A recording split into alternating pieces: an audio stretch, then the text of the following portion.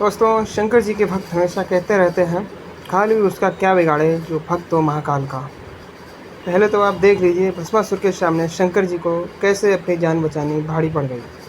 ये है पवित्र श्री भागवत सुधा सागर 1930 कोड है और ये गीता प्रेस गोरखपुर से छपती है। सुख सागर भी इसको कहते हैं।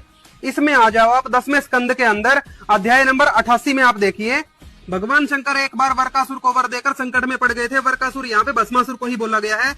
आगे देखिए, भगवान शंकर ने वरकासुर से कहा, प्यारे वरकासुर बस करो बहुत हो गया, मैं तुम्हें वर देना चाहता हूँ, तुम मुंह मांगा वर मांग लो। अत्यंत पापी वरकासुर ने समस्त प्राणियों को भयभीत करने वाला यह वर मांगा कि मैं जिसके सिर पर हाथ रख दूं वही मर जाए। परीक्षित, उसकी यह याचना सुनकर भगवान रुद्र पहले तो कुछ अनमने से हो गए, फिर हंसकर कह दिया, अच्छा ऐसा ही हो। ऐसा वर देकर उन्होंने मानो सांप को अमृत पिला दिया। भगवान शंकर के इस प्रकार कह देने पर वरकासुर के मन में यह लालसा हो आई कि मैं पार्वती जी को ही हर लूं। पार्वती को पत्नी बनाना चाहता था, शंकर जी को मारना चाहता था। ये वह असुर शंकर जी के वर की परीक्षा के लिए उन्हीं के सिर पर हाथ रखने का उद्योग करने लगा। अब तो शंकर जी अपने दिए हुए वरदान से ही भयभीत हो गए।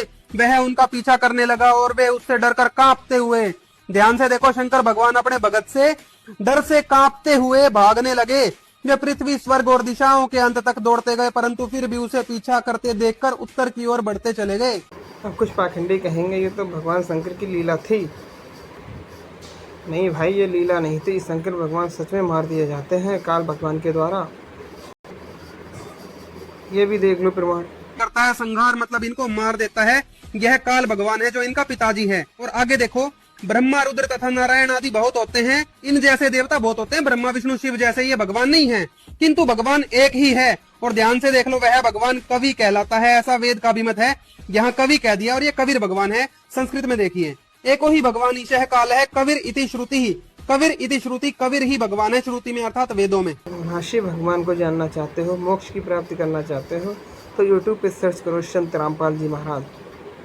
सत्संग।